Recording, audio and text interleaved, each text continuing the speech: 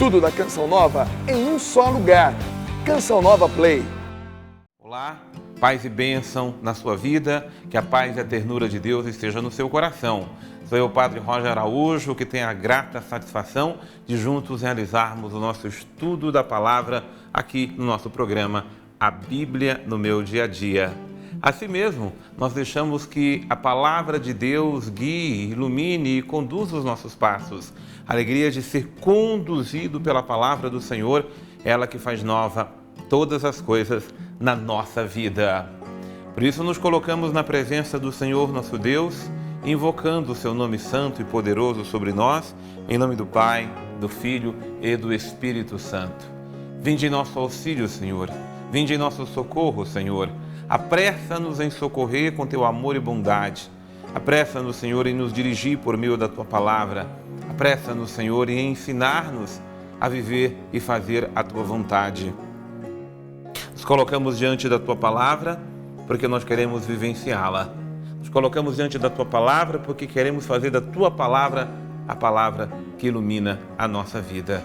Que a tua bênção, graça e proteção desça sobre nós e permaneça para sempre.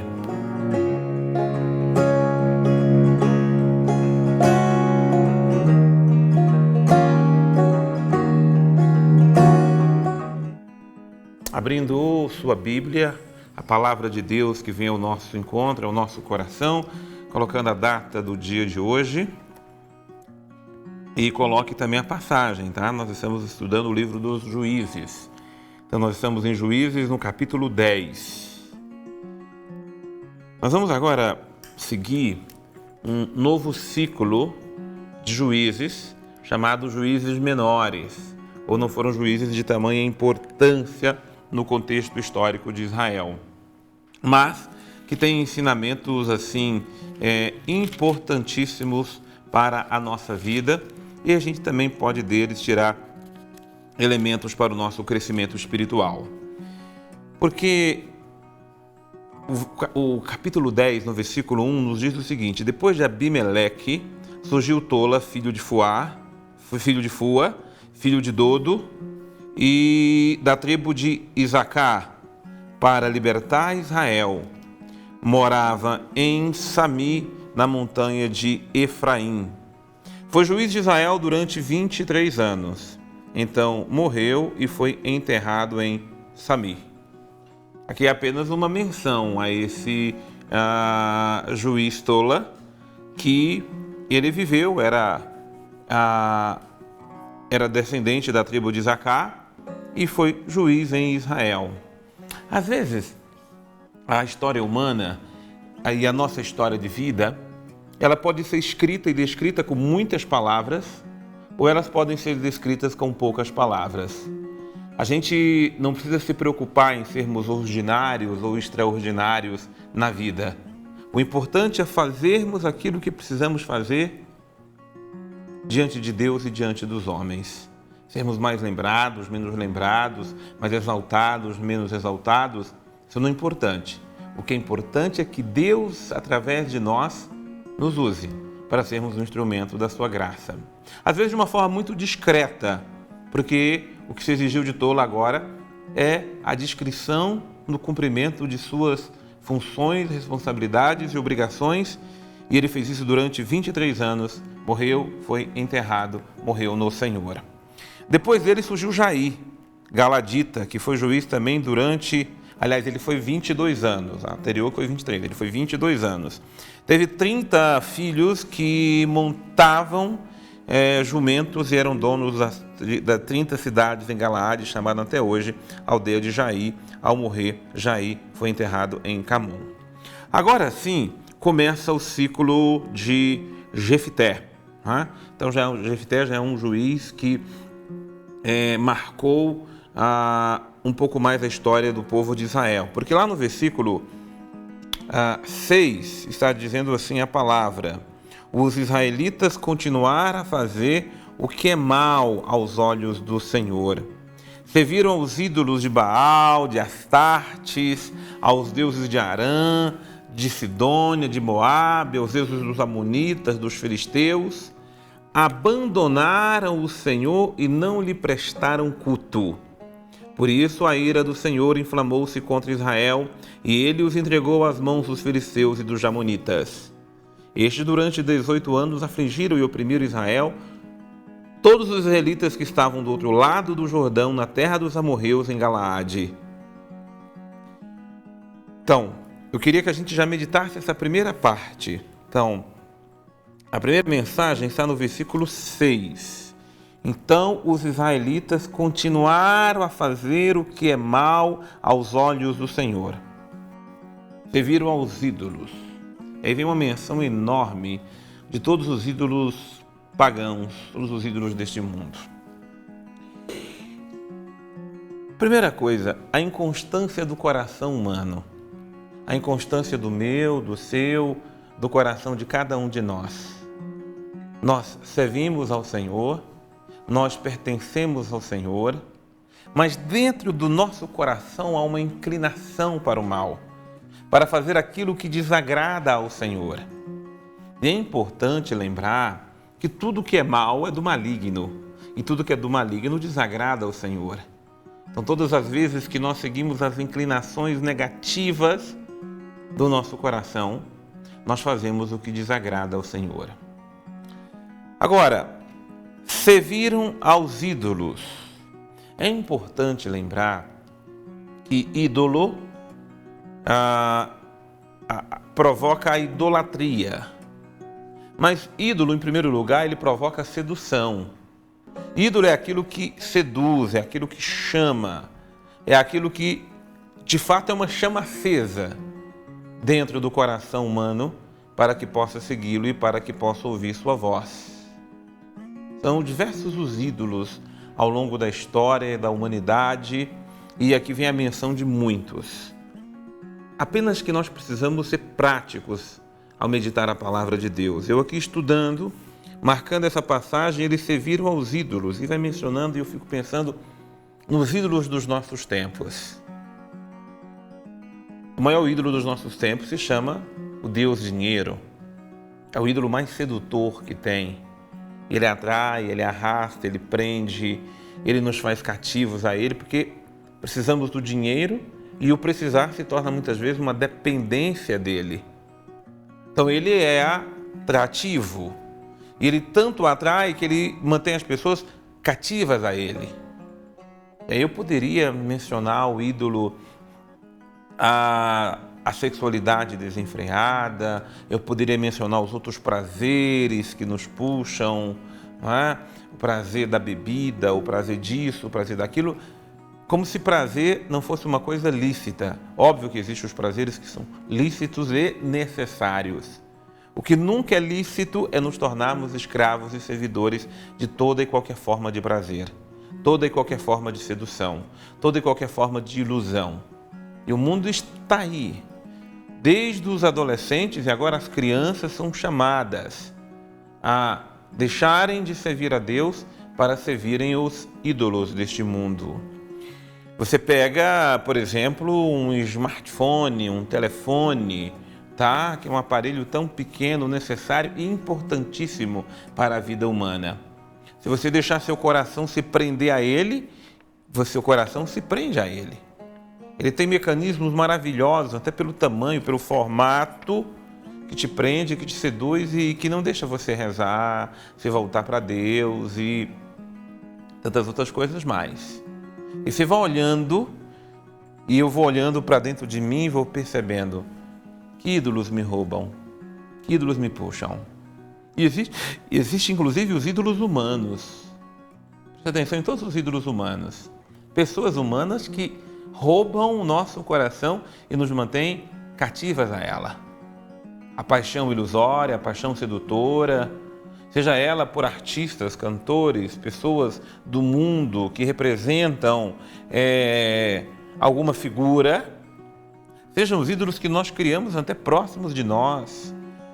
O meu pai, seu pai, minha mãe, sua mãe, ela é para nós um exemplo, uma figura extraordinária, mas não podemos idolatrar. Seu marido, sua esposa, não. O professor que você gosta tanto dele, aquela pessoa, o político, seja lá quem for. O que nós não podemos é desagradar a Deus tendo ídolos no nosso coração. Por isso Israel servia aos ídolos, e tem ídolos que já têm características negativas, outros nem tanto. Por isso, então os israelitas clamaram ao Senhor dizendo: pecamos contra ti, pois abandonamos o nosso Deus para servir aos ídolos de Baal. Então, aquilo que diz o versículo 11 é um ato de contrição, de arrependimento que nós precisamos ter diante de Deus.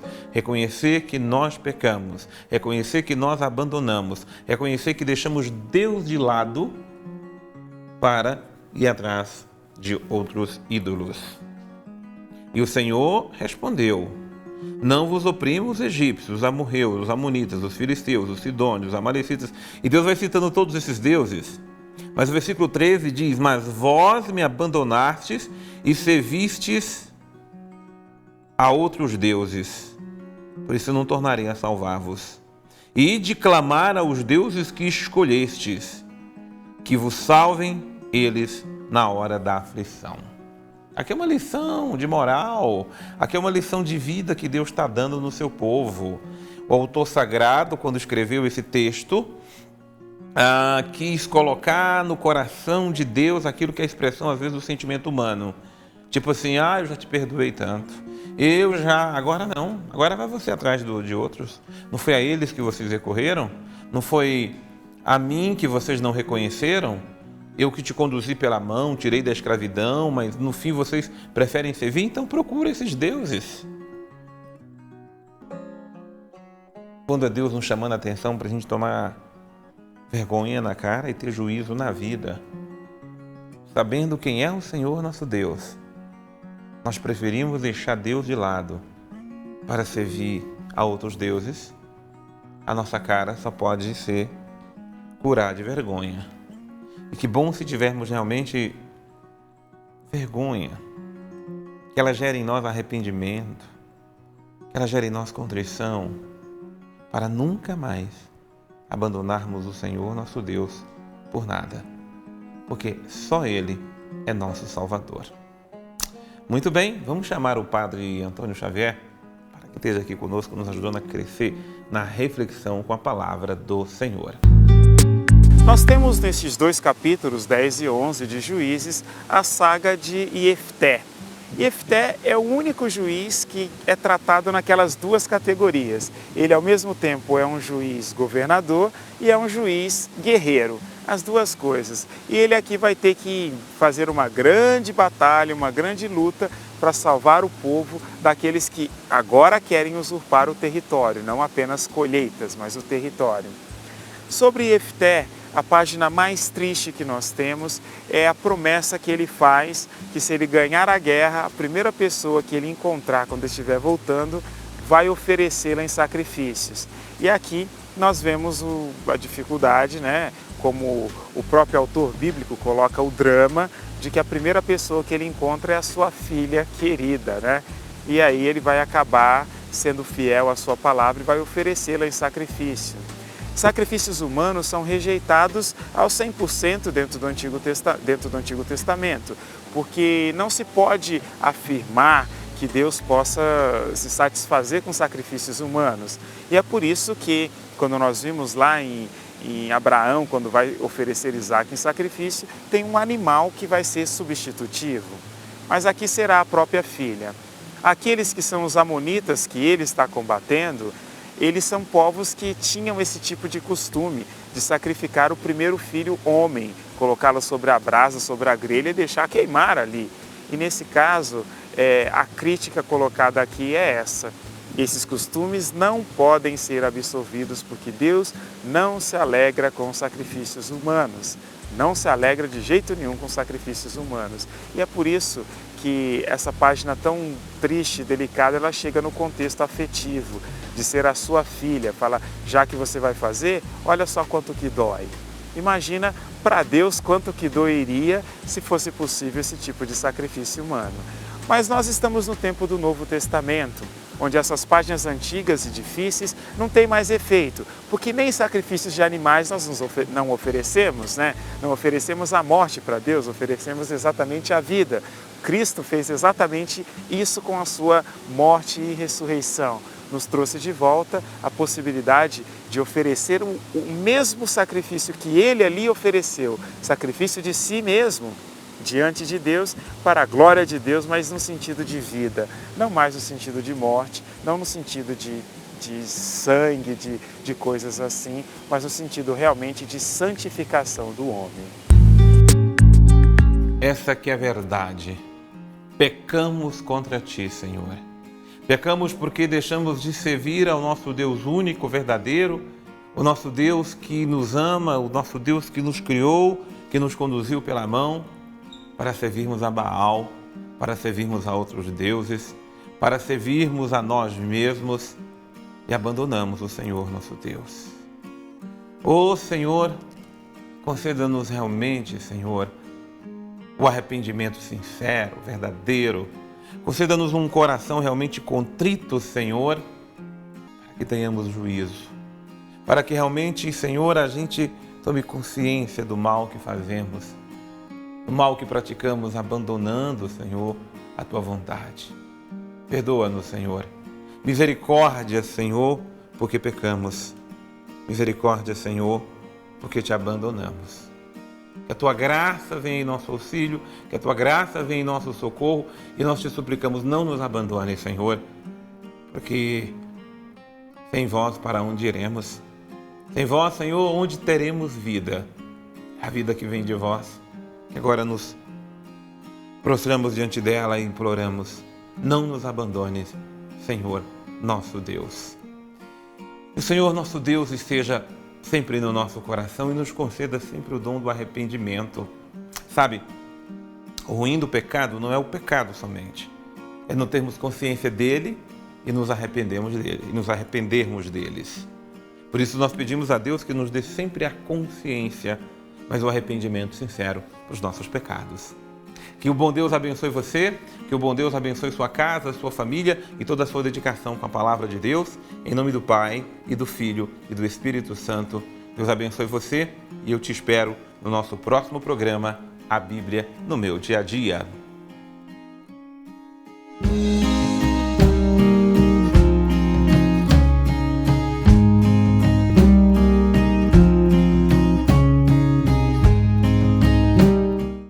Tudo da Canção Nova em um só lugar.